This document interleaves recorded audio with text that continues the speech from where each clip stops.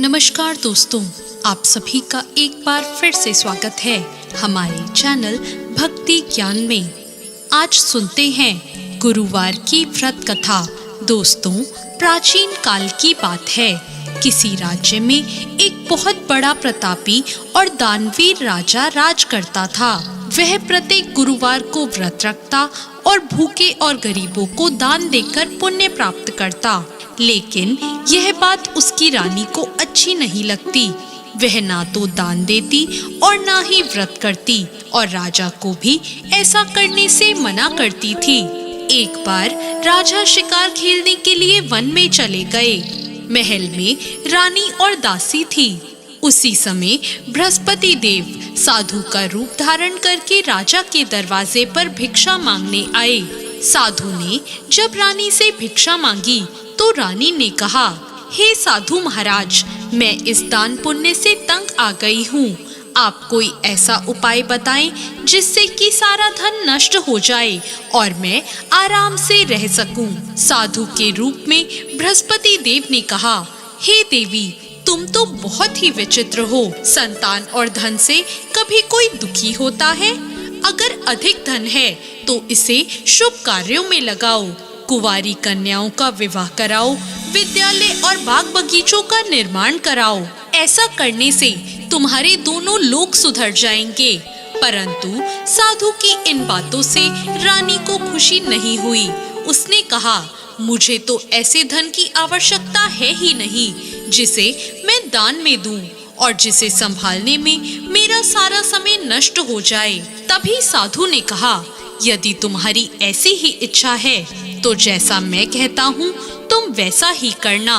गुरुवार के दिन तुम अपने घर को गोबर से लीपना, अपने बालों को पीली मिट्टी से धोना और बाल धोते समय स्नान कर लेना। राजा से कहना कि वो गुरुवार को हजामत बनवाए, भोजन में मांस मदिरा खाए, कपड़ा धोबी के यहाँ धुलने भेजना। इस प्रकार 7 बृहस्पतिवार ऐसा करने से तुम्हारा सारा धन नष्ट हो जाएगा। इतना कहकर साधु रूपी बृहस्पति देव अंतर ध्यान हो गए। साधु के कहे अनुसार बातों को पूरा करते हुए रानी को केवल 3 ही बृहस्पतिवार बीते थे कि राजा की सारी धन संपत्ति नष्ट हो गई और भोजन के लिए भी राजा रानी का परिवार तरसने लगा। तब एक दिन राजा ने रानी से कहा, हे रानी, तुम यहीं पर रहो, मैं दूसरे देश को जाता हूँ, क्योंकि यहाँ पर सभी लोग मुझे जानते हैं, इसलिए मैं कोई छोटा मोटा काम नहीं कर सकता। ऐसा कहकर राजा परदेश चला गया। वहाँ वह जंगल से लकड़ी काट कर लाता और शहर में बेचता। इस तरह वो अपना जीवन बिताने लगा।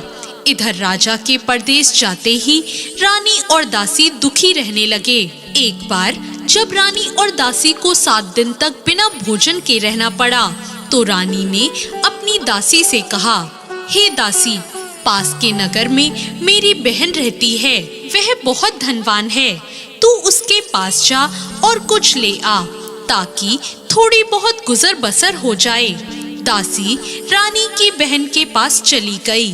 दोस्तों, उस दिन गुरुवार का दिन था और रानी की बहन उस समय बृहस्पतिवार की व्रत कथा सुन रही थी। दासी ने रानी की बहन को अपनी रानी का संदेश दिया, लेकिन रानी की बड़ी बहन ने उसे कोई उत्तर नहीं दिया। जब दासी को रानी की बहन से कोई उत्तर नहीं मिला तो वो बहुत दुखी हुई और उसे बहुत क्रोध आया। दासी ने वापस आकर रानी को सारी बात बता दी।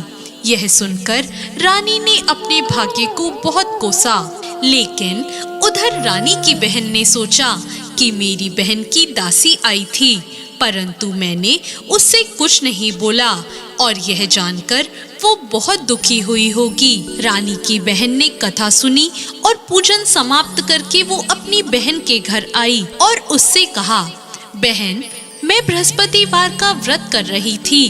तुम्हारी दासी मेरे घर आई थी, परंतु जब तक कथा होती है तब तक ना तो उठते हैं और ना ही बोलते हैं, इसलिए मैं कुछ नहीं बोली। अब तुम बताओ, दासी यहाँ क्यों आई थी? रानी ने कहा, बहन, मैं तुमसे क्या छुपाऊं?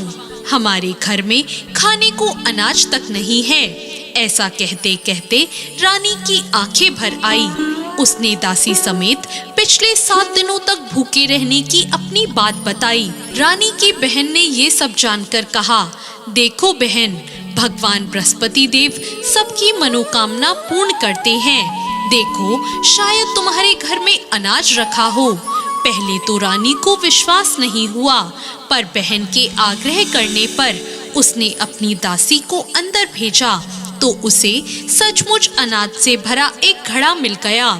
यह देखकर दासी को बड़ी हैरानी हुई। दासी ने रानी से कहा, हे रानी, जब हमें भोजन नहीं मिलता तो हम व्रत ही तो करते हैं, इसलिए क्यों ना इनसे व्रत और कथा की विधि पूछ ली जाए ताकि हम भी व्रत कर सकें। तब रानी ने अपनी बहन से बृहस्पतिवार की व्रत कथा के बारे में पूछा। रानी की बहन ने बताया, बृहस्पतिवार के व्रत में चने की दाल और मुनक्का से भगवान विष्णु का केले की जड़ में पूजन करें और दीपक जलाएं, व्रत कथा सुने और पीला भोजन ही ग्रहण करें। इससे बृहस्पति देव प्रसन्न होते हैं। उन्हें व्रत और पूजन की विधि बताकर रानी की बहन अपने घर लौट आई। 7 दिन के बाद जब गुरुवार आया तो रानी और दासी ने व्रत रखा। घुड़साल में जाकर चना और गुड़ भी लेकर आई। फिर उससे केले की जड़ और विष्णु जी का पूजन किया। अब पीला भोजन कहाँ से आए, इस बात को लेकर दोनों बहुत दुखी थी, लेकिन उन्होंने व्रत रखा था, इसलिए बृहस्पति देव उनसे प्रसन्न थे। इसलिए वो एक साधारण व्यक्ति का रूप धरकर 2 थालों में सुंदर पीला भोजन दासी को दे गए। भोजन पाकर दासी बहुत प्रसन्न हुई और फिर रानी के साथ मिलकर उसने पीला भोजन ग्रहण किया। उसके बाद वे सभी गुरुवार का व्रत और पूजन करने लगी। बृहस्पति भगवान की कृपा से उनके पास फिर से धन संपत्ति आ गई, परंतु रानी फिर से पहले की तरह आलस करने लगी। तब दासी ने कहा, देखो रानी, तुम पहले भी इस प्रकार आलस से किया करती थी। तुम्हें धन रखने में कष्ट होता था, इस कारण सभी धन नष्ट हो गया, और अब जब भगवान बृहस्पति की कृपा से हमें धन फिर से मिला है तो तुम फिर से आलस से क्यों करती हो। रानी को समझाते हुए दासी ने कहा, बड़ी मुसीबतों के बाद हमने इस धन को पाया है, इसलिए हमें दान पुण्य करना चाहिए, भूखे मनुष्यों को भोजन कराना चाहिए और धन को शुभ कार्यों में खर्च करना चाहिए, जिससे तुम्हारे कुल का यश बढ़ेगा, स्वर्ग की प्राप्ति होगी और तुम्हारे पितृ भी प्रसन्न होंगे।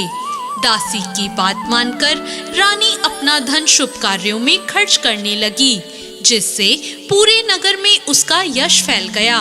दोस्तों, ये थी बृहस्पतिवार की व्रत कथा। बृहस्पतिवार व्रत कथा के बाद श्रद्धा के साथ आरती करनी चाहिए, जिसके बाद प्रसाद बांटकर उसे ग्रहण करना चाहिए।